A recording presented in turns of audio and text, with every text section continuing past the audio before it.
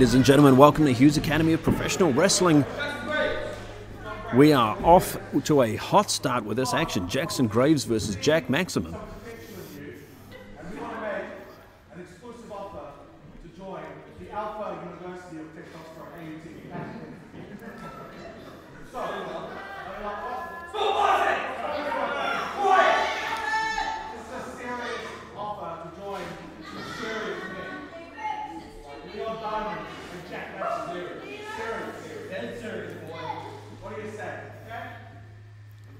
I don't know if Graves should be accepting this offer from these two absolute clowns, and I think the crowd is absolutely in agreement with them.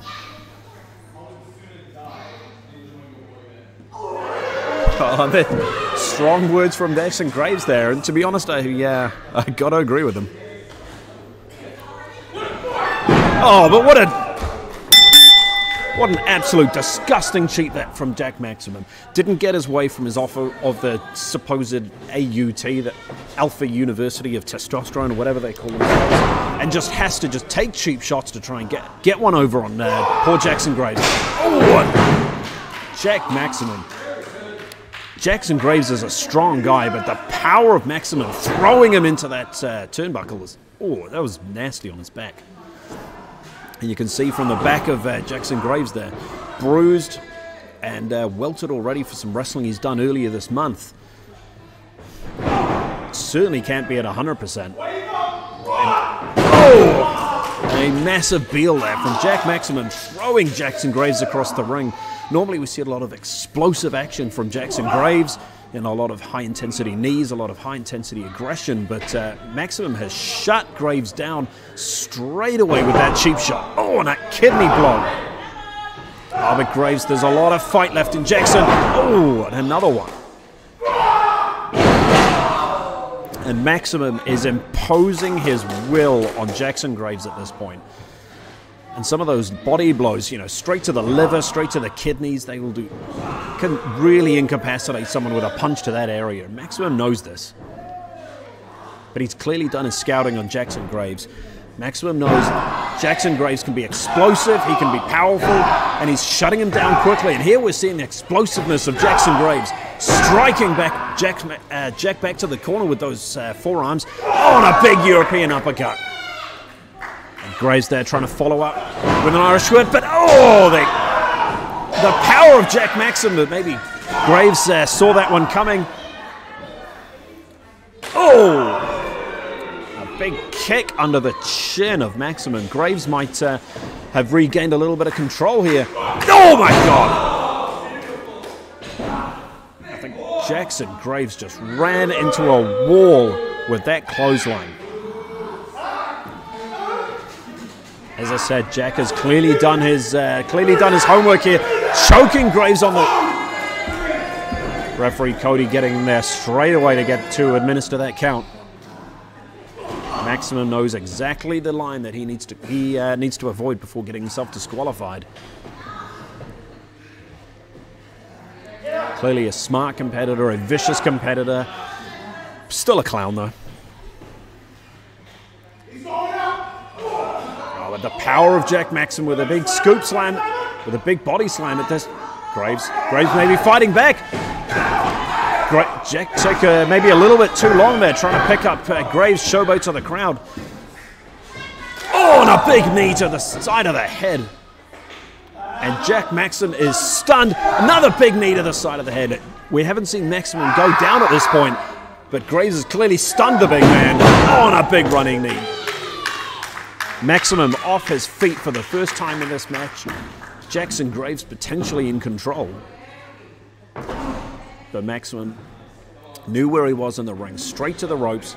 Graves unable to capitalize and potentially get a pinfall there on a barely conscious Jack Maximum after those vicious knees. But Jack thinks he's smart, he's regaining his control, regaining his composure, but this is just giving Jackson Graves time to recover at this point. But you know what, Graves could be recovering at this point, he could be getting his breath back, but Leon Diamond distracting him, giving him jaw-jacking with him, and Jack Maximum again taking full control. Absolute disgusting blind, a bit of a blind shot to his back. Oh, and a big uranagi from the big man. Oh, man. Graves barely getting his shoulder up at the last second. That uranagi there to the... I think Graves landed on the back of his head. You can see him clutching the back of his neck just then. And now clutching his lower back from the being rammed into the corner post a few times. Leon Diamond staying... Jack Maximum, sorry. Oh! Graves still fighting back. And I tell you what, you give Graves an inch and he will find a way to fight back. There's a lot of fight in this young man. And going full to work with those kicks.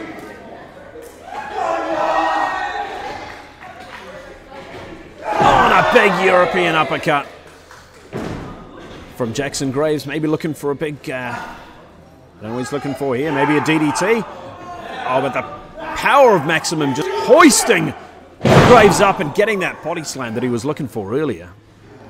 Graves landed very high there. See him clutching the back of his head. That was a rough landing. And Leon there showing off his muscles, showing off his power. He's a guy that this morning claimed to me that he has a 600 kilogram deadlift. Not entirely sure I believe that, but... Oh!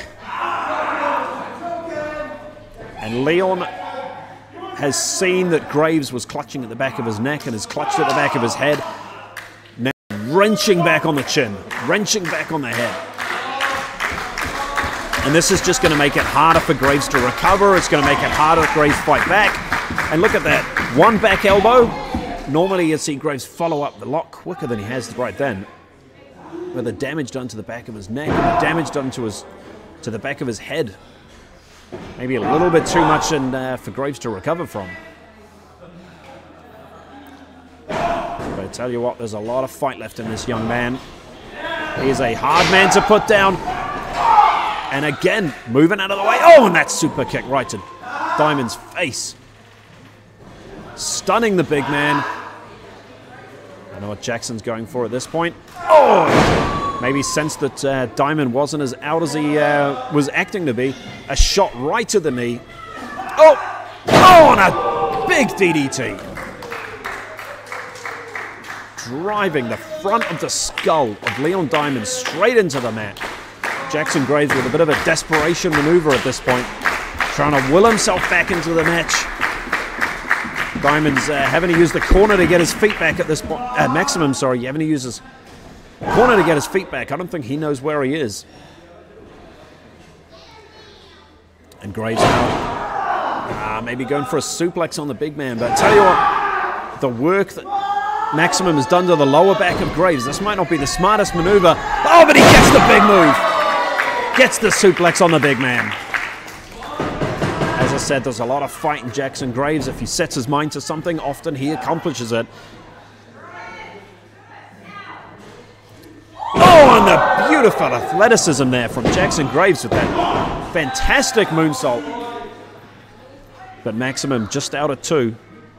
There is a dazed look in Jack Maximum's eyes, though. I think Graves has stunned the big man, and he needs to follow up. Needs to follow up. He's trying to get his win back, but maybe calling for his big move at this point. He's calling a shot is Jackson Graves. Cool. Oh, but what is happening? Leon Diamond clutching the foot of Jackson Graves. Jackson Graves could have gotten the big finish there. Oh, but I tell you what, these two alphas of Auckland, you might be wrestling one of them, but the second one is not to be forgotten. And what a disgusting choke slam! Oh, winner of the match, Jack Maximum!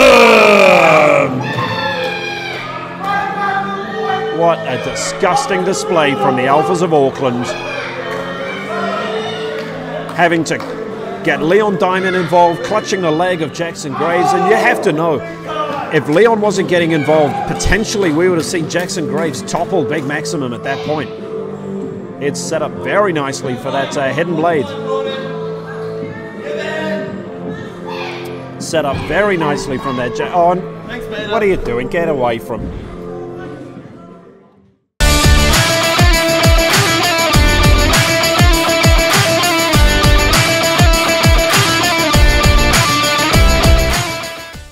Diamond having a think he's stealing the microphone. What an amazing performance from one of the best men in all New Zealand Jack Matchman. Give it up for him. Great job. Great job. 6 times, absolute monster. Killed that little car. Now I've got a message to my opponent. James Shaw, buddy. That's what happened when it else was on the ring. And buddy, it feels no different when you get in the ring with Leon Diamond!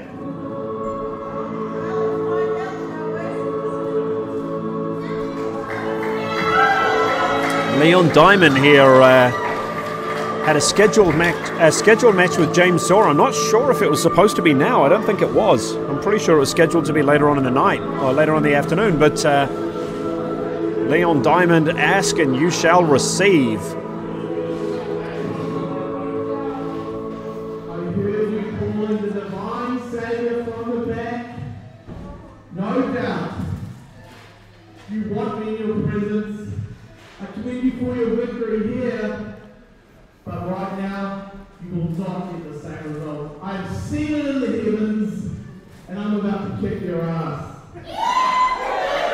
And I tell you what, very cute. Very cute. There's no one up there, that's the room.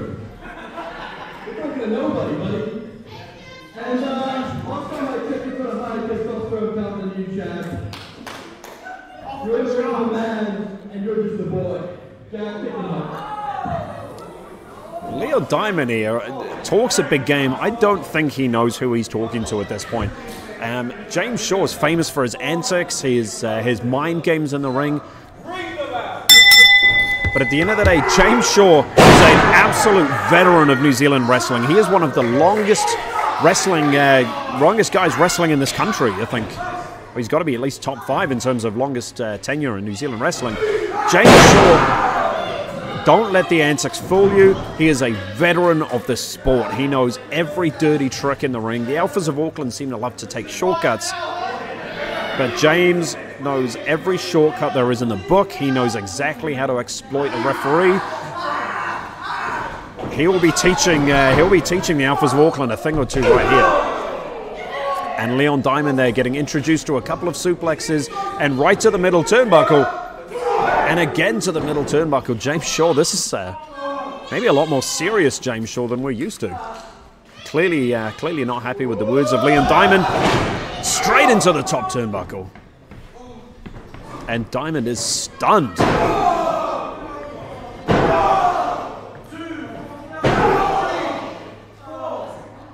And James, as said, normally plays to the crowd, normally plays around, plays mind games. Normally plays mind games with his opponent, but James Shaw has stayed on top of Leon Diamond this entire match. Going for a big delayed suplex at this point. Big delayed suplex! And not only does a suplex really discombobulate you, getting turned upside down like that and thrown around, and you know, that slam is quite big, but when you get delayed like that, all the blood rushes to your head, so not only are you getting that big slam, you are dizzy, you're stunned, it takes you a little while to recover from that. And we're seeing from now Leon Diamond barely getting to his feet. The we talk about those dirty tricks. Jack Maximum distracting the referee, and Leon Diamond taking a quick shortcut to try and get one up on James Shaw. And I tell you what, I never thought I'd see the day where I'd be disappointed seeing James Shaw get hit below the belt. But here we are.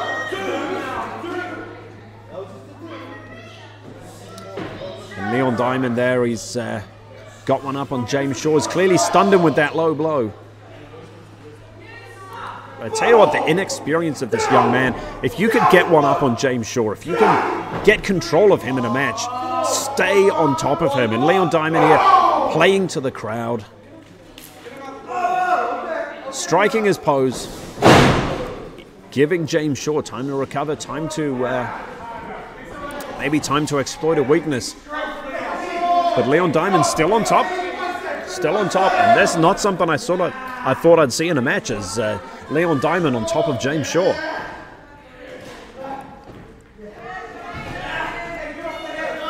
But James, the bigger, the stronger man, managing to power out of that headlock. Oh, and what a high back body drop.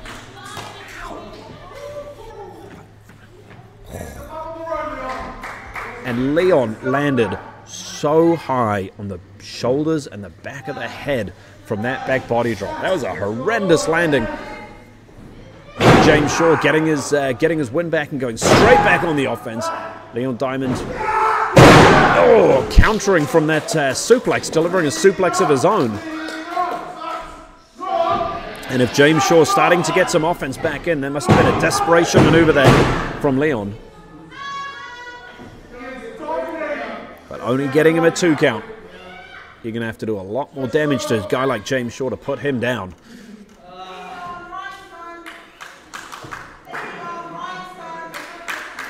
But I not thought we'd ever see this. James Shaw on the receiving end of a bit of a beating from Leon Diamond. And Leon again taking shortcuts with the ring, utilizing the ring to his advantage, choking James Shaw in the ropes. James Shaw trying to recover, trying to get his breath back. And Leon Diamond seeing that, choking James Shaw in those ropes. Oh, and again, those horrible body shots. We saw the same from Jack Maximum, but James Shaw powering out of that. You see him clutching his midsection there. Those body shots can do some real damage to your midsection, to your liver, to your kidneys, and those are hard to recover from.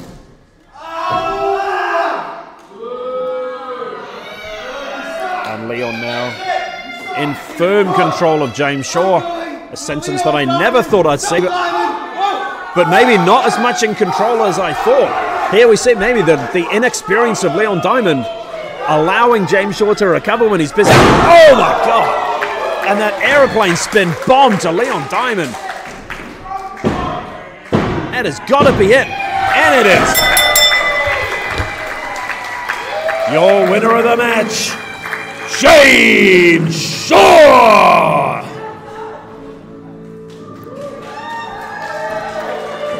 Tell you what, James Shaw had to fight against some pretty hard odds there with both Jack Maximum and Leon Diamond. And Jack's antics on the side of the ring, but the veteran of New Zealand wrestling, the savior of the Divine Light, maybe rubbing a little insult to injury there with Leon Diamond, blessing the young man.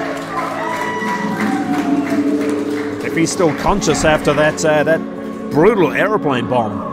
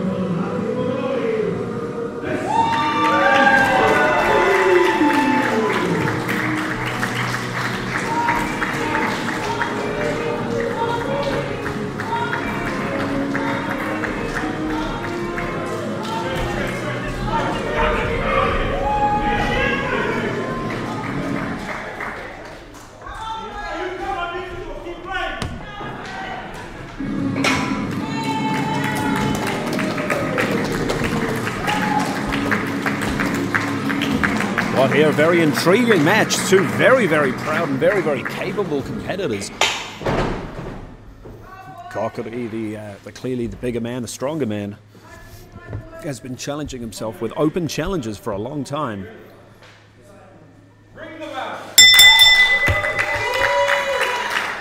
And while he's been on the losing end of a lot of those open challenges, Kōkiri has clearly learned a lot, he's advanced a lot, and every time we see Kōkiri, we're seeing a more aggressive, a stronger, and a smarter wrestler.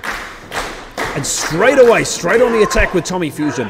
Tommy Fusion, Kōkiri knows this, Tommy Fusion's a very fast, a very capable, a very, high intensity, high aggressive wrestler, as we're seeing right now from this offense.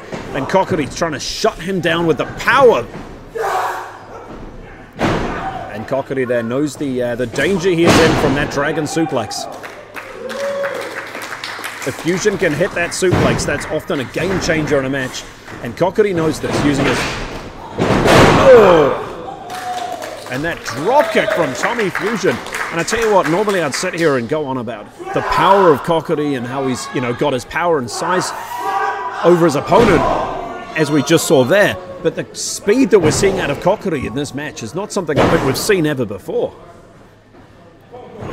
It is not often you see someone match speed with Tommy Fusion, but in the beginning of this match, we have seen that out of Kōkiri. But Kōkiri now doing exactly what he's good at and exactly what he's very well capable of, slowing the match down, slowing down Tommy Fusion, and using the power game to his advantage, as we see with those big body shots and that big body slam. Kōkiri there, maybe knowing he wasn't going to get the win with that maneuver, but I tell you what, every time you can pin a man to the mat, go for the pinfall, you weaken him psychologically, it forces him to use his energy, expel air, and it just makes it harder to try and get your win back. And Kōkiri knows this, he's learned a lot from his Road of Warriors Open challenges. Oh, but Tommy Fusion again, the speed, I think Tommy was maybe calling a big shot at that point, but Kōkiri shut him down with that back elbow. And what a back elbow to the chin of Tommy Fusion, but Tommy fighting back. There's a lot of fight in this young man. I talk about his speed, his athleticism, but the kid is tough as hell. And Kōkiri's going to have to use every inch of the experience he's gained over the last couple of months and every ounce of his power in order to get one over on Tommy Fusion, and a man that you don't see lose very often. But Kōkiri there going for maybe going for a suplex there. I think Tommy tried countering out of that suplex.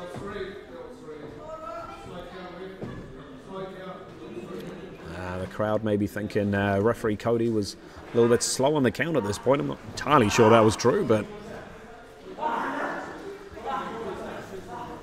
Tommy Fusion there trying to counter out of that suplex, and I think Kōkiri might have sensed it was happening, clutched onto the head, and caused Tommy Fusion to be unable to land on his feet and follow up with that speed. I tell you what, that is not a maneuver you see very often. That is a very clever and almost a veteran maneuver, is clutching onto the back of the head when countering a suplex. But Tommy Fusion managing to fight out some two big back elbows, countering that big lariat. Maybe, and a big neck breaker. Shutting down Kōkiri with that neck breaker. And Tommy Fusion there is just finishing up his first year of actually being a professional wrestler there. Knowing straight away, hit a big maneuver like a neck breaker and go straight in for the pin cover. And that's, I talk about the learnings Kōkiri's had in the last number of months, but here going for the swinger. Kōkiri clearly saw that swinger coming. He's clearly done his homework, shutting that down with a big lariat. And following it up with one hell of a headbutt. Tommy there not even able to stand on his feet, straight down. You can see the almost the mind games there from Kōkiri, looking like he was setting him up to a punch to the top of the head, but punched him in the chest instead. Maybe driving the wind out of Tommy Fusion. But Tommy Maybe a little bit too much time to recover with a quick arm drag. Another second arm drag. Tommy Fusion firing up at this point. Big back elbow. And as said, the aggression, the speed, and the fight at Tommy Fusion. Oh, that was a very close 2 count.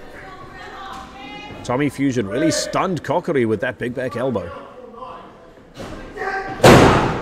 And as I said, you give Tommy Fusion an inch of wiggle room,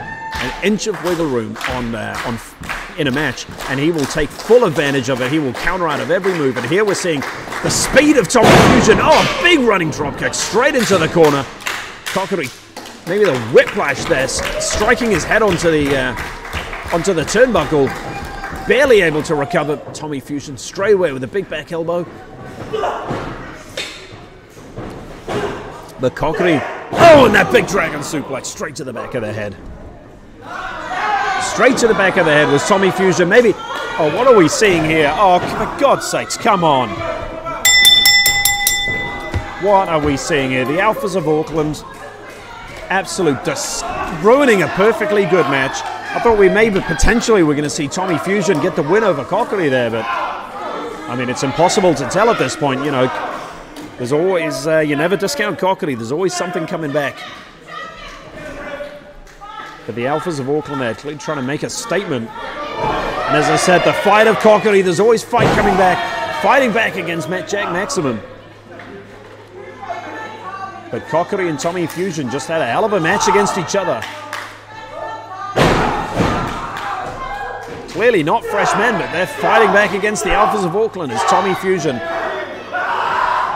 and Kōkiri. Maybe getting one up on these absolute clowns as the Alphas. Clubbing blow to the back of the head there of Jack Maximum.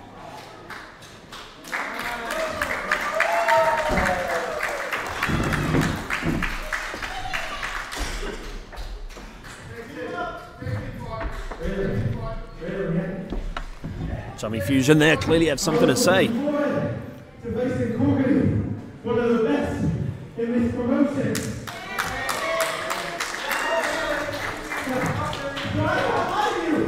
The Alphas of Auckland have pissed me off.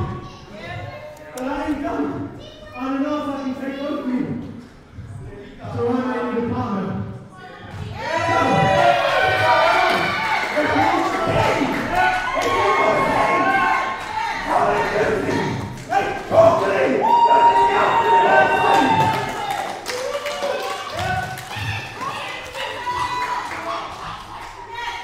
We're going to see foes maybe become allies at this point. Kōkiri and Tommy Fusion.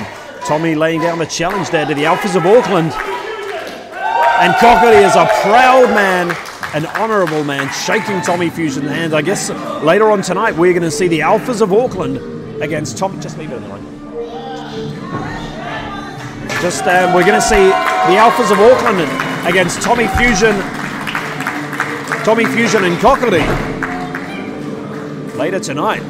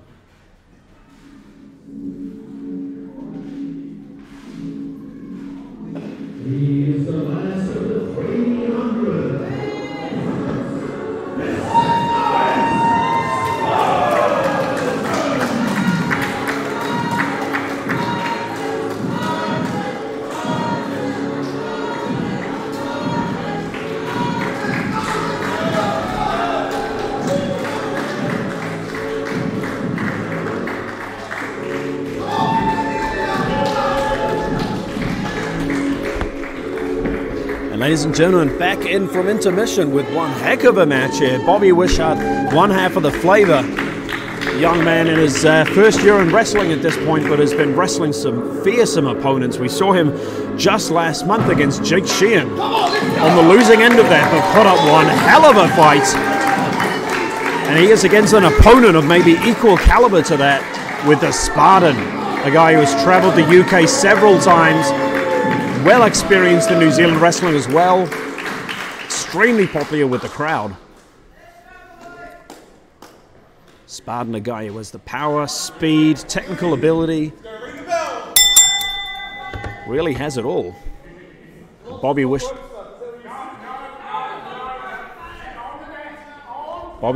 really is going to have to pull out every trick that he has learned in his first year in wrestling, every ounce of fight, every ounce of courage, every ounce of toughness that he's got in order to get one over on Spartan. Spartan here, I don't know if he's here taking Spartan lightly to make it, sorry, I don't know if Spartan's taking Bobby Wisheart lightly at this point, playing to the crowd, trying to say that he's going to go top rope. Match has barely even started.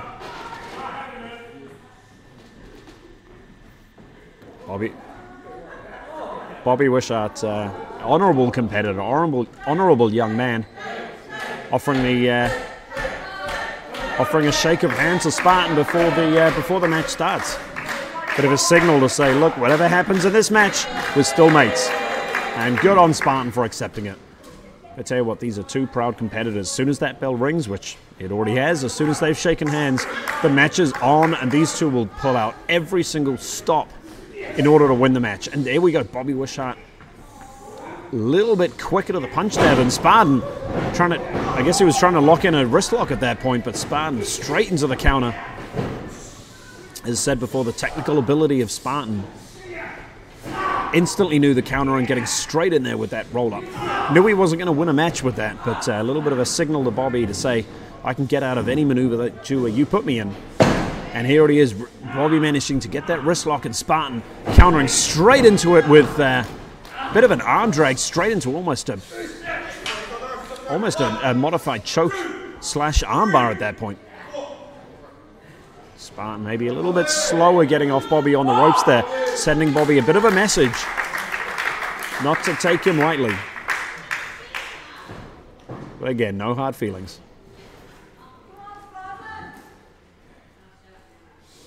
These two men locking up here with a bit of a test of strength at this point. I'm not sure if that's not the smartest thing for Bobby to be doing. Spartan is an extremely strong competitor, but tell you what, Bobby has been putting in his hours at the gym. I don't know if you check his Instagram there with Bobby Wisheart on Instagram.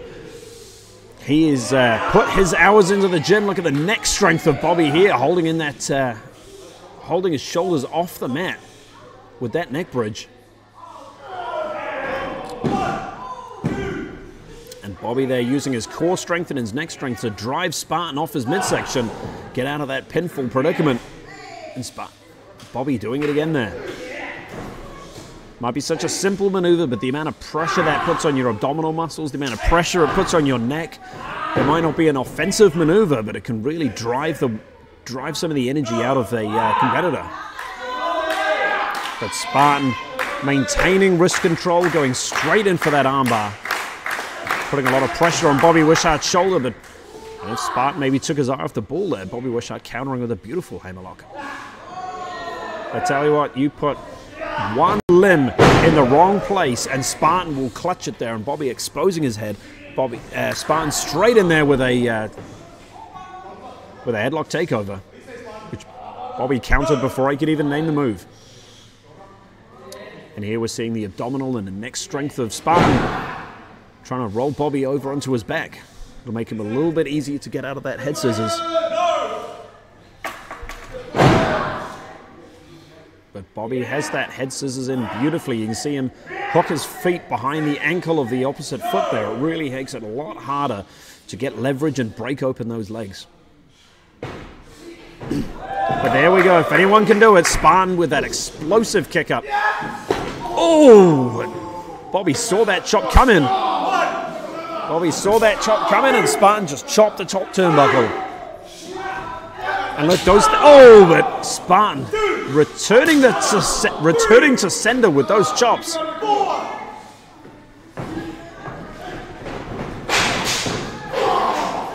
But Spartan whipping straight into the corner again. Bobby Wisheart following up. Bit of a modified monkey flip at that point, getting Spartan right over. I don't know if Spartan here was maybe playing around with being on the top rope before. Bobby Wisheart going, oh, but Spartan saw that coming a mile away. If Bobby was going for that top tornado DDT that he's known for. But Spartan here, bit of a delayed vertical suplex, driving Bobby Wisheart into the mat.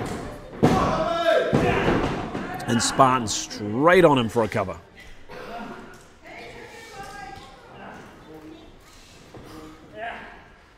Spartan here measuring up his opponent, allowing Wisheart to maybe get himself to his feet, exposing his midsection, and Spartan is taking full advantage of that. Oh! The point of Spartan's toes drove the wind under the ribs of Bobby Wisheart with those very well placed kicks. And Spartan following it up with a kick to the back and a kick right to the leg.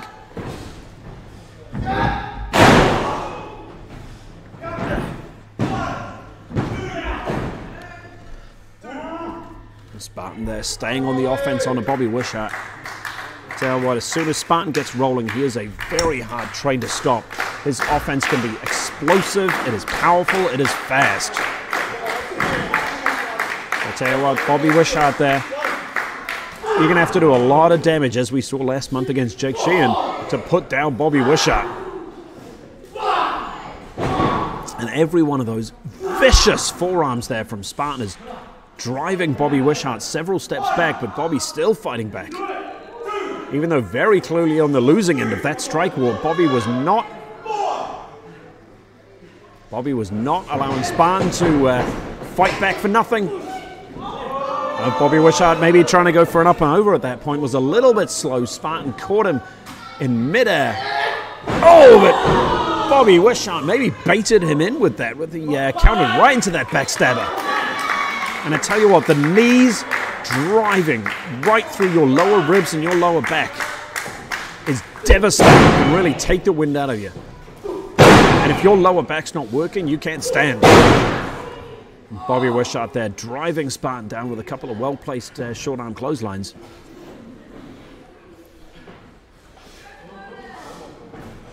But Spartan, maybe Bobby was a little bit slow with that. Spartan straight on with the counter. But Bobby staying on top of the offense with a beautiful crossbody block. Still only getting a 2 count on Spartan, but Spartan, you know, he's getting closer and closer to that 3 count. As I said, Bobby, there's a lot of fight in this young man. And he is now in control of the veteran Spartan. I don't know if this is the wisest maneuver here from Bobby Wisheart, playing to the crowd. And as we saw, giving Spartan a tiny little bit of inch to counter out of something. And there we do with that vicious enziguri. Bobby Wisheart is out on his, well, no longer his feet. And Spartan countering. We've seen this offense before. Jesus. What a vicious cannonball we just saw out of Spartan. The whiplash on the back of Bobby Wishart's neck from that cannonball has got to be horrendous. I tell you what, if Bobby wasn't already seeing stars from that enziguri, he sure as hell is now from that cannonball. Spartan giving himself a little bit of breathing room, throwing Bobby Wisheart straight out of the ring.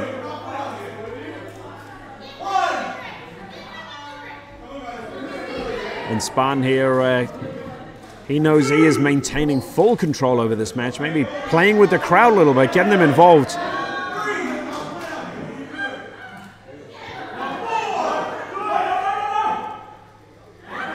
Spartan there playing a little bit of mind games with Bobby Wisheart, maybe going for a bit of a chop. But throwing Bobby into the ring. And I tell you what, a move like that, you're not going to win matches by doing something like that. but you get your opponent's adrenaline up and it makes it harder for them to think. But Spartan, a little bit of a mistake there, playing with the crowd.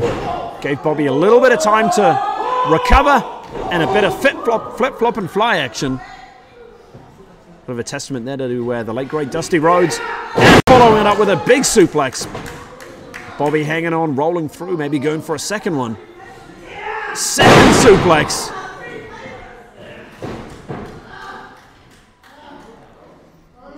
And Bobby Wisheart there from the... Bobby Wisheart there, maybe going for a triple suplex there. A bit of Neapolitan action. But Spartan only managing to get 2 there. Spartan countered out. Bobby Wisheart, I guess, tried to counter out of that delayed suplex. Didn't quite get the full rotation that he was hoping for. And Spartan took full advantage of that. The Fujiwara armbar here from Spartan. I tell you what, a Fujiwara armbar can be devastating for you. The amount of torque you can get on a person's shoulder and a person's chest.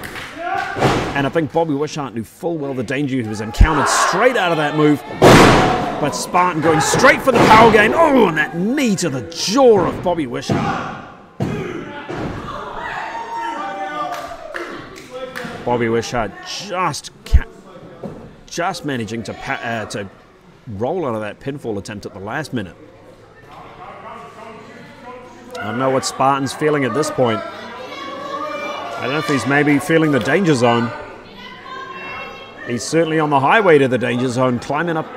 I don't know if we see him climbing up the ropes at this point.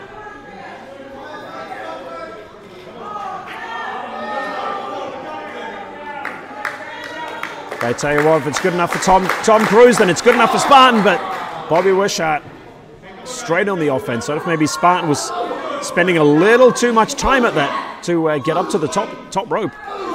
But Spartan countering right out of Bobby Wisheart. And there we go, straight on the top for the danger zone.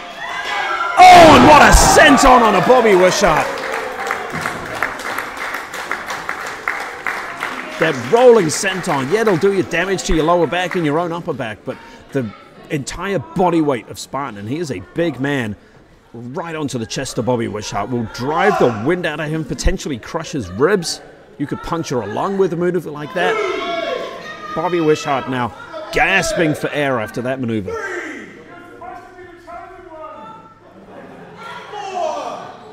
And Spartan, he has got to be feeling his lower back after that rolling senton off the top rope. But I tell you before, there is a lot of fight in Bobby Wisheart. Some disrespectful slaps there from Bobby. A little uncharacteristic of him. But the strike war there from Bobby Wisheart and Spartan. And unusual, you see maybe... Oh! I was going to say Bobby getting the one-upsmanship there on Spartan, but that boot sure as hell shut that down. But Bobby a little bit dazed, I think, from that... Bit dazed from that kick. Wasn't able to get all on that counter. A little bit slow to the roll-up and helped Spartan give the time to kick out. Big jawbreaker there from Spartan. And it's Bobby Wisheart following up Spartan straight over the top rope.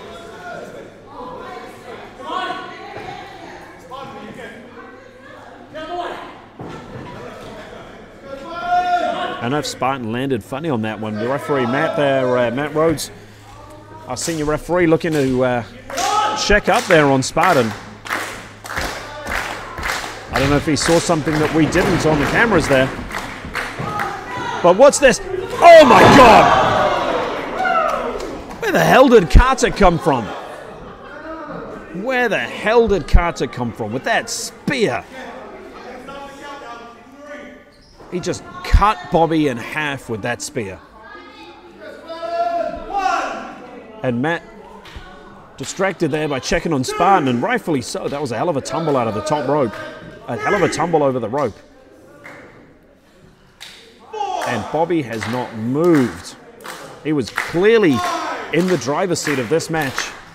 And Kartik, absolute disgusting display of sportsmanship from Kartik there, spearing Bobby Wisheart. What an absolute disgusting action from that young man.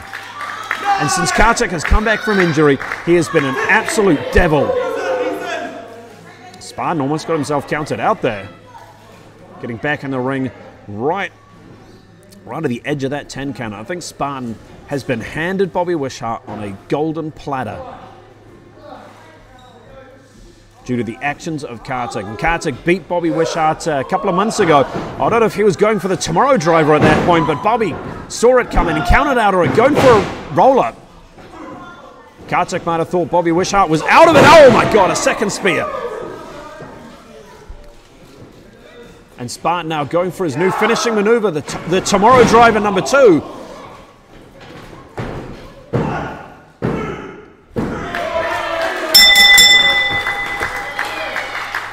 Your winner of the match, Spartan! I don't know if we see at this point. Oh, what are we seeing? Are we? Did Kartik? Did Spartan organize this with Kartik? Did Spartan organize this? Because Kartik is clearly talking to him as he's fairly familiar.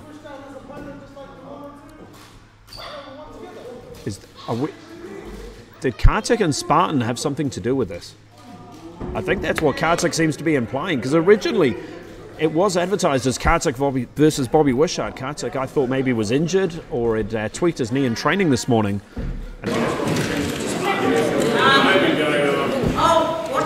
Winner.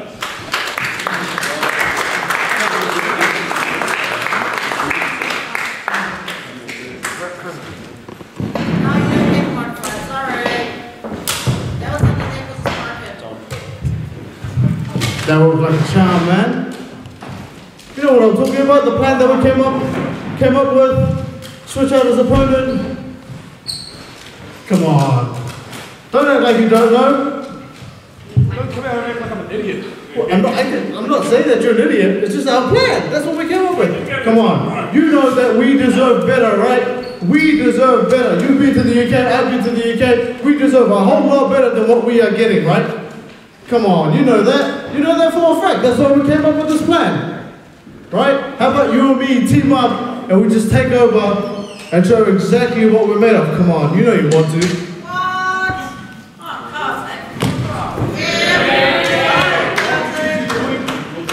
Deserve something just because you've been overseas? Is that really what you think? You can come out here and attack people? Congratulations,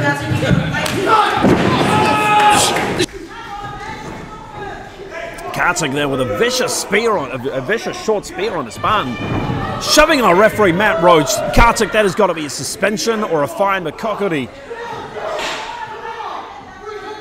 may be saving Spartan from injury at that point, because I don't know if Kartik would have stopped. But I tell you what, if I was backstage right now, I would be looking at Spartan sideways. Because Kartik clearly seems to think they've had some sort of discussion. Although Spartan straight onto Kartik. Referee Matt Rhodes separating the two, Kōkiri separating Kartik. I don't know what we're seeing here. Are these two in an alliance? Are they not? Kartik clearly seems to think they've had some sort of discussion and they've had some sort of alliance. Spartan either isn't aware of that discussion they've had or is feigning ignorance. But as I said, I tell you what, if I was backstage, I would be looking at Spartan very sideways after that little offense, after that little discussion from Kartik. Very suspicious.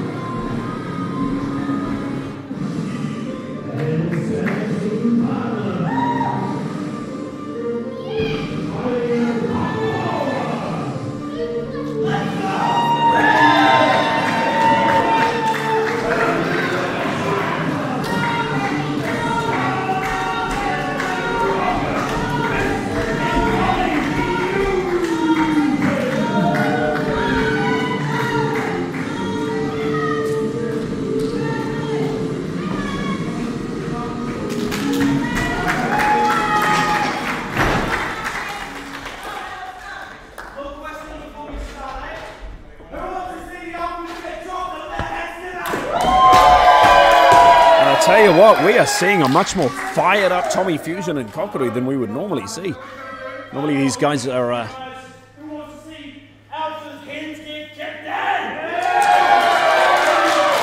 Normally we would see Tommy Fusion and Kōkiri be a little bit more lighthearted at the beginning of the match. Be in a little bit more better mood, but I tell you what, the actions of Alphas of Auckland have maybe brought something out of the two that we wouldn't normally see. And Kōkiri there, a very proud man fighting for his culture, for his tribe of Ngāti Porou. I got the pronunciation wrong there in the introduction, but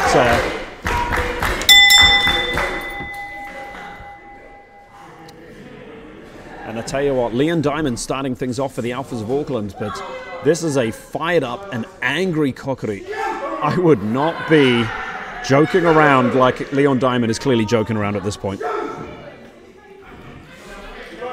If I was Leon Diamond, I would have, for a start, maybe started the match from Jack Maximum, but also maybe take things a little bit seriously. And that Kōkiri maybe making it serious with that massive body strike and that big headbutt, clearly showing Leon Diamond, you want to play games with me, son? I will play games, following it up with that big knee.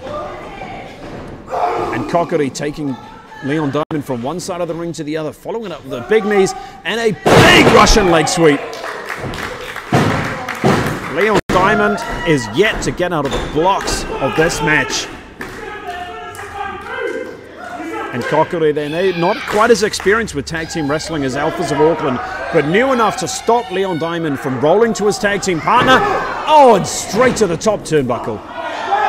Oh, but maybe Kōkiri there showing his inexperience with tag team wrestling at that point, exposing his back to Jack Maximum. And Leon Diamond taking full advantage of the distraction, tagging Jack in. And the big man Maximum versus the big man Kōkiri. This could be a very interesting fight. Both members extremely strong, both men extremely capable. Some vicious strikes from the two of them. Kōkiri, a very honorable competitor. Jack Maximum certainly not afraid of using a shortcut here and there, and I think that's the main difference between these two. And Maximum driving Kōkiri right into the corner, but Tommy Fusion chanting for Kōkiri, letting him know where he is in the ring, so Kōkiri knows just follow the voice. And Kōkiri fighting off two men, but I tell you what, 2 against 1, no matter how good you are, is one hell of a fight. And Jack driving the wind out of Kōkiri with those kicks to the sternum in the midsection. And you see there Kōkiri gasping for air in the corner there. And Leon Diamond, look at that, the disgusting display. Jack Maximum doing all the work. He's the one that shut down Kōkiri. Leon gets one little strike in and then tags back in Jack. And the big man Jack saw Kōkiri was going in for the tag. Oh, and shutting Kōkiri down with a big clothesline. And I tell you what, this, no matter how much heart Tommy Fusion and Kōkiri have, no much honor, no much power, no much speed, and how much technical ability these two have, Alphas of Auckland have the experience when it comes to tag team wrestling. And tag team wrestling requires different strategy, requires different techniques, it requires different ways of moving in the ring, different ways of being aware of where you are in the ring. And these two, as much as they're absolute clowns and jokers, they are very good at taking advantage of tag team rules. And there we saw Jack Maximum stopping before the corner, making sure Kōkiri couldn't quite get in there for the tag. And as Jack saw Kōkiri was going to go in for the tag against Tommy Fusion, Jack shut that down, pulling the hair of Kōkiri. And again, stomping on the spine of Kōkiri's Jack Maximum.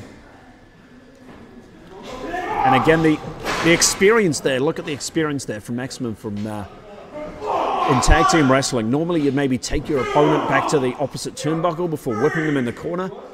Maximum knows full well that's where Tommy Fusion is, that's where the tag danger is. Take him from the middle of the ring. Now tagging in the weaselly little worm, Leon Diamond.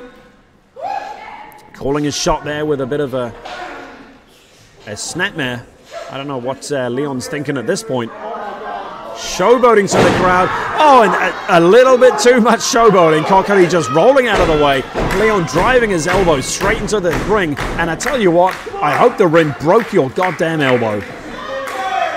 Attacking in Jack Maximum, shutting down Kōkiri with that big punch to the back of Kōkiri's head. And Kōkiri, I don't know if you could see the look in his eyes from the cameras there. I don't know if they caught it, but he is looking out of it. That strike to the back of Kōkiri's head might have done him in. And the big man, Maximum, I don't know if he was going for what he was going for there. Lifting up Kōkiri, stunting his momentum and striking him on the way down. I don't know if he got all of that lift. Kōkiri's a big man, but he got enough of it to put him down. And Maximum, I don't know if Maximum thought he was going to get the knockout shot with those punches, but it just fired up Kōkiri, and Kōkiri returning with strikes of his own. And I tell you what, there's a lot of men I'd get into a strike war with, but Kōkiri is not one of them. That vicious elbow to the back of the head. Oh, and a short arm jumping clothesline, taking down Jack Maximum. And this might be Kōkiri's best opportunity to get to his friendly corner and tag in Tommy Fusion. Maximum getting the tag there against Leon Diamond, and Fusion punishing him with those back elbows, 2 back elbows to the jaw of Leon Diamond. And Tommy Fusion slamming Leon Diamond. Sorry, forgetting which one's which there. Jack has spent so much time in this ring. Oh, and that big lariat from Tommy Fusion setting up Leon Diamond perfectly there. Muddling up the two names, two equally clown men with Leon Diamond and Jack Maximum. I don't like Leon Diamond a little bit more though. Oh, but again, the experience of tag team wrestling. Tommy Fusion turned his back to Maximum, and Maximum took full advantage. But Kōkiri, with a big Claymore kick straight to the chin. Straight to the chin of Maximum. Maximum is out. This is a swinger off the chest of Kōkiri, something I don't think we've ever seen before, onto Leon Diamond. Tommy Fusion going for the pinfall. 2, 3. Your winner of the match, Kōkiri and Tommy Fusion.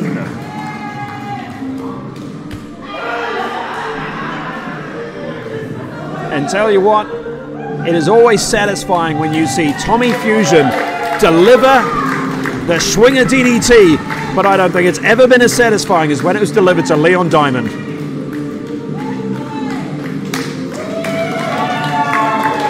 Tommy Fusion and Kōkiri here getting an ounce of justice against that disgusting attack that we saw earlier today from the Alphas of Auckland, shutting down their very competitive match.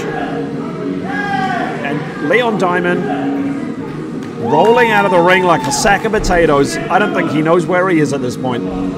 Good.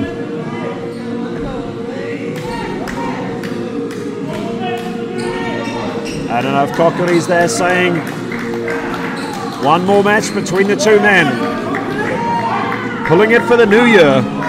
Kōkiri versus Tommy Fusion. Maybe we're going to see that again further down the line, and hopefully this time without the influence of the Alphas of Auckland.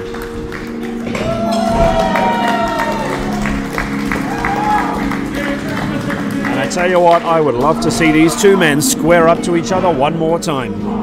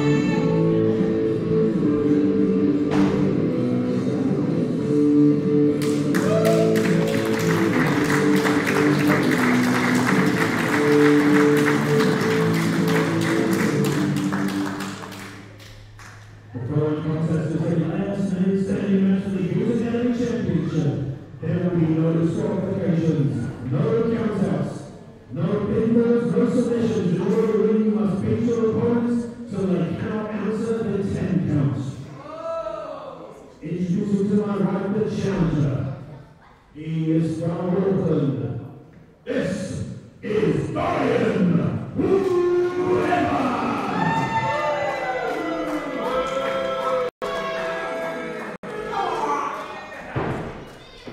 And to our left, the champion.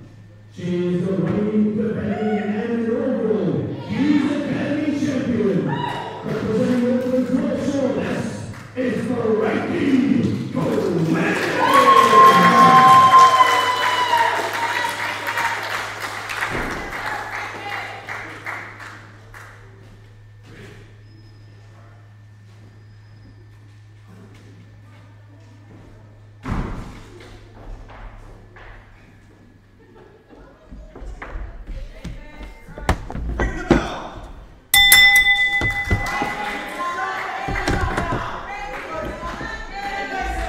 Ladies and gentlemen, something a little bit different here tonight. Normally we'd see the Hughes Academy Championship defended as a 2 out of 3 falls match. But Dorian Webber himself specifically requested a falls count anywhere match. And I tell you what, Frankie Quinn taking full advantage of the fact that there's no rules in this match with a low blow straight on the Dorian Webber and a DDT straight to the top of his head. And I don't know if maybe we're going to see the end of the match this quickly. Dorian Webber struggling to get to his feet. As I've said many times before, Dorian Webber uses his antics to get into his opponent's head, but he is a smart competitor, and he knew full well, roll out of the ring and let gravity get you to your feet. Oh, and I don't know if Dorian there was playing a little bit silliness, playing a little bit of possum, but he caught that kick from Frankie Quinn and drove her headfirst into the corner of the ring. Oh my God, and almost a back body drop there to Frankie Quinn on the corner of, not even the flat part of the apron, that was the corner.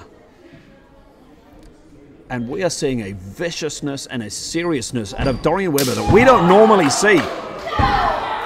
Normally at this point in the match, he's trying to get into his opponent's head, he's trying to clown around a little bit, but this is a very serious looking Dorian Webber. Frankie Quinn trying to fight back a little bit there. But there's the mind games from Dorian Webber. But he has stayed onto Frankie Quinn, driven her head into the corner of the corner of the ring. And that's given himself a little bit of an open there. Frankie has got to be seeing stars. Her nose has got to be... her nose has got to be, she's clutching her nose. And I tell you what, if you strike your nose against something like that, your eyes water. It's very hard to see. Dorian Webber playing a little bit of mind games there, pretending to go for a weapon. And I think Dorian face first right into the top circle for Frankie Quinn. And Dorian knows full well, you're not going to win here by submission. But the more damage you do to the opponents, the harder it is for them to stand up, the more exhausted they become, and it is easier to win the match. And that is the path to victory for Dorian Webber. Grind Frankie Quinn down. Don't give her an opening. And there we see what happens when you give Frankie Quinn an opening. Dumping Dorian Webber straight out of the ring. And that's just a hard wooden floor. Just a hard wooden floor that Dorian Webber's going to land in. Oh, and what a shot from Frankie Quinn. Completely undefended with the crowd holding Dorian Webber back, holding his arms back. And I tell you what, it is no disqualifications. Frankie Quinn's trying to get fans to hit Dorian Webber. Oh, and another strike. I tell you what, Frankie, I'll hit him if you want me to. On the looking for. Oh, what a strike from. I tell you what, maybe this man should be challenging Frankie Quinn. That was one hell of a shot. Maybe he should be Frankie's next opponent. If she can get past Dorian Webber, that is. But Dorian, they're still fighting the young man. Oh, that would have taken off Frankie Quinn's head. But Frankie, going for a tilt-a-whirl DDT. I don't know if she quite got all of it. She slipped a little bit there. But that was enough to put Dorian Webber down.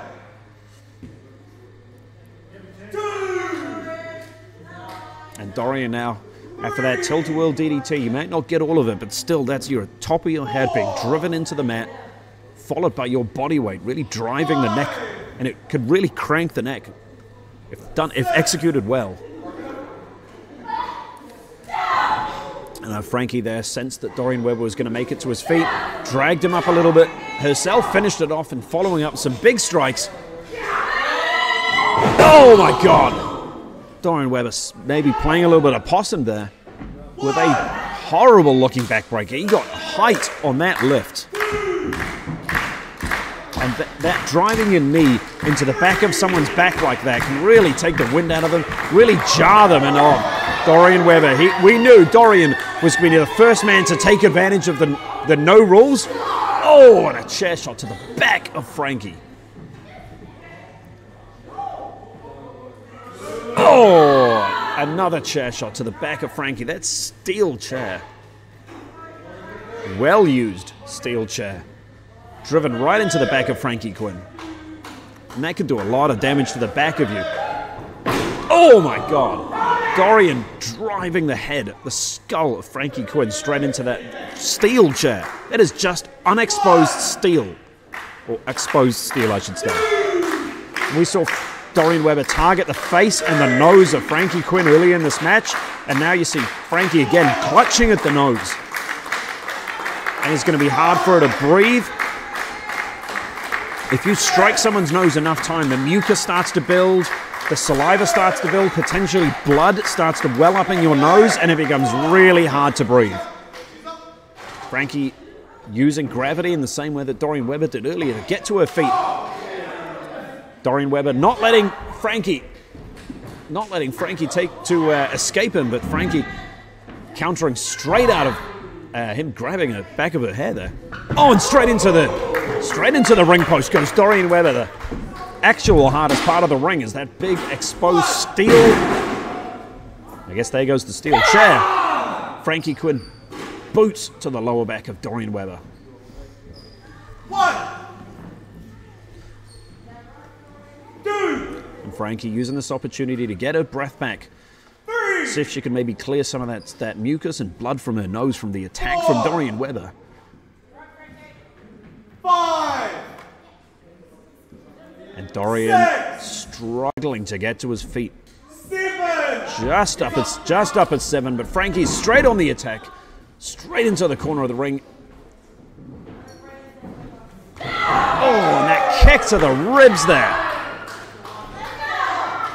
And Frankie Quinn is going to work on the spine of Dorian Webber at this point. And what a strategy as well.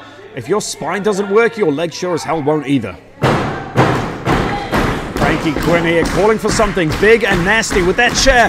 Oh, and just driving through Dorian Webber with that chair. 1. I don't know if she caught him then on the jaw and the midsection, but I tell you what, there's a lot of steel exposed on that chair, and every inch of it hit Dorian. 4. 5. 6. Frankie Quinn there taking a bit of a load off, allowing herself to recover at this point. 8. Allowing herself to recover as Dorian struggles to his feet after that chair shot, right at the count of 9. Oh my God! Frankie just throwing the chair. Why not? It's steel. It's steel, and I tell you what, it's got some weight behind it.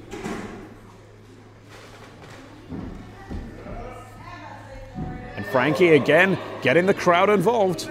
It worked before. Oh, and another strike to Dorian Webber, driving the wind out of his chest. And I tell you what, if you can't breathe, it's going to make it really hard to recover enough to stand up. And these chops do an awful lot to do that. Your chest starts to sting. It drives your ribs in. It makes it hard to clutch. Dry, and they're coming over this way. Oh, whoa. And, oh my God. I don't know if we're still online here at this point. Dorian Webber driving Frankie Quinn right into the title belt that was sitting on my commentary desk. Oh my God, and Dorian following it up with a shot with the belt. And that belt is a heavy, heavy belt. Dorian clearly thinks he's ready. He's won this match, and he might have. He might have won this match.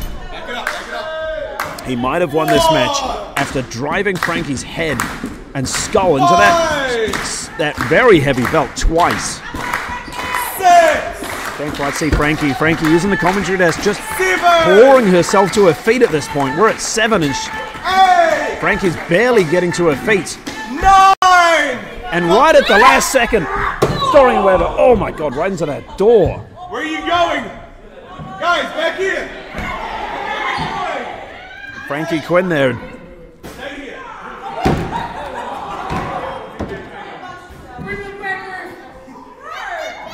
And I don't know what's happening behind there. I can't see through doors. Hopefully one of our cameramen followed, but I don't know if the sounds of it, we're hearing a lot of bangs, a lot of screams, obviously. Dorian Weber and Frankie are doing something to each other. I'm not entirely sure where they're going. You can hear our referee yelling for them to get back in the ring. And we see Dorian Weber on a trolley. I don't know what the hell happened in that little backstage area, but it looks like Frankie Quinn has gone one over on Dorian Weber, spinning him around, almost aeroplaning spinning him. Little offense maneuver there that you'd normally see out of Dorian Weber. Airplane spinning with the trolley and just letting gravity do the work. But both of these competitors have taken an absolute beating, are struggling to get to each other's feet every time. But Frankie Quinn on top of this match, driving Dorian. Oh my God! Those wooden beams are solid as anything. If the steel ring post won't knock you out, that wooden beam sure as hell will. And Frankie Quinn following it up with some strikes to the back of the head of Dorian Weber. I don't know what she's got planned for in the kitchen here. Can't quite see, but clearly she's getting something. Oh, she's got a broom with a metal handle. And oh my! I think Weber tried to catch that straight to them. I tell you what, that went straight to the ribs of Dorian Weber, but he took that hit like an absolute champ and captured the broom straight off Frankie Quinn. And Dorian now taking advantage, choking Frankie Quinn. And it doesn't take much to choke a person to unconsciousness. And if he can do that, Dorian Weber can choke Frankie Quinn to unconsciousness, then he's going to get the 10 count and he will win the Hughes Academy Championship. And obviously Dorian feeling pretty good at this point. Dorian feeling pretty good, feeling he has done his job choking out Frankie Quinn with the broom.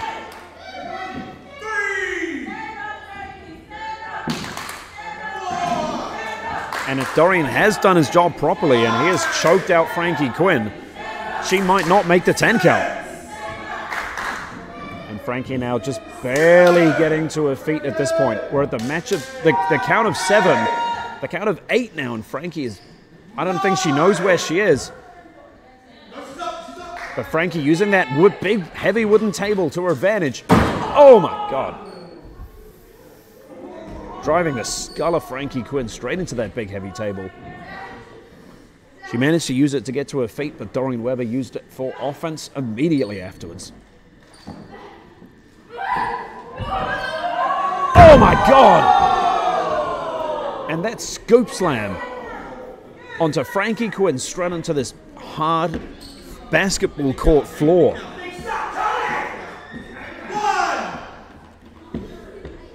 And there is no give in that floor. That will take the wind out of you. If Frankie Quinn banged her head at that point, that could have knocked her unconscious. And we're at the count of 4 now, and Frankie Quinn has not moved an inch. We're halfway through the count at this point. More than halfway. And Frankie only now managing to claw herself to the feet. Maybe using referee Matt Rhodes to get to her feet. And Dorian fighting at Frankie with those knees, but Frankie, no giving Frankie, fighting him off with those big strikes to the midsection. And Dorian going face first into that big heavy table. A bit of one-upsmanship there. Oh, and a broom right to the back. Oh, and the point of the broom to the midsection and the back.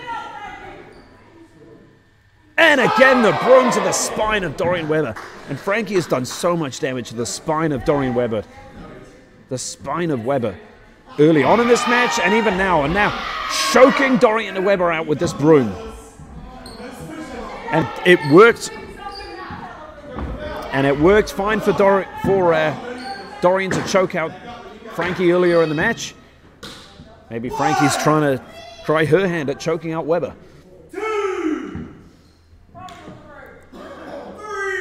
And Webber, I don't think he can even breathe at this point, struggling for his breath. We're to the count of 5. We're halfway through this count, and Webber is struggling to even move. Look at that there. I think Frankie might have broken the broom over the back of Dorian. We're at the count of 8. Oh! Up at the count of 9, but Frankie straight onto the attack with that broom.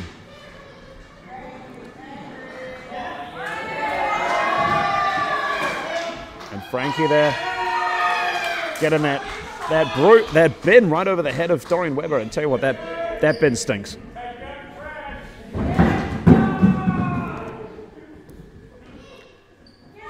Oh! Driving Dorian Webber's face, bin first, straight into that heavy table and then dropping it on him. And I tell you what, if you can't see a hit coming because your head's in a bin, it's very hard to prepare for it. It's very hard to brace for it. 4, 5. We are now up to a count of 5. Dorian Webber 6, hasn't moved. 7. And let's see Frankie retain at this point. Dorian Webber struggling to move, hasn't gotten to his feet yet. At the count of 9, at the last second, Dorian Webber is up. But each time Dorian Webber is getting to his feet, he is getting closer and closer to that 10 count. And Frankie Quinn, maybe talking to the referee, arguing with the referee, may not be the smartest thing to do at this point, and might have given Dorian a little bit of chance to fight back. And Dorian throwing Frankie shoulder first right into that big heavy post that we saw earlier, head first into the next one.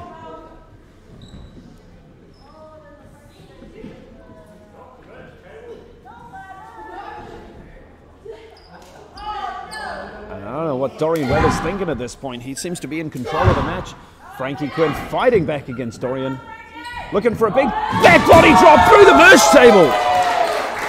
Dorian Webber through the merge table from a back body drop. And that is table and then solid floor. Suddenly, through that merge table goes Dorian Webber. A little, maybe last gasp offense there from Frankie Quinn. 6. We are at the count of 6 now.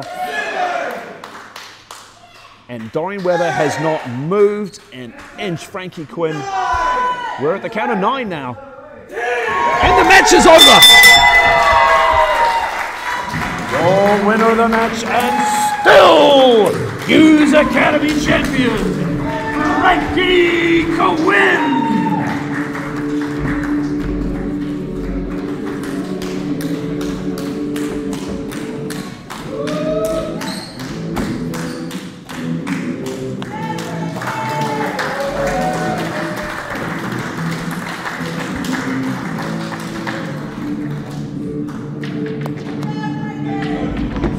And ladies and gentlemen, what a match we just saw. Far removed from the normal 2 out of 3 falls match we would see for a Hughes Academy Championship defense. But these two, Dorian Webber and Frankie Quinn, beat the ever-living hell out of each other. And I tell you what, Dorian Webber might have been on the losing end tonight, but he showed a level of aggression and a level of toughness that we don't normally see out of the young man. And I don't think this is the last time we're going to see him in the title picture. But Frankie Quinn,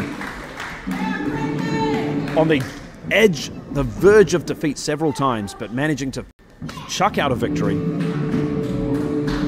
Managing to chuck out a victory at the last second there with that desperation back body drop through the table, but still Hughes Academy champion. Doesn't matter how she did it. Frankie Quinn. Doesn't matter if it was close or not. Frankie Quinn is still our champion. I tell you what, she has beaten everyone in every kind of match at this point. Definitively, I don't know who is going to be able to take the belt of Frankie Quinn, taking the Hughes Academy Championship off her.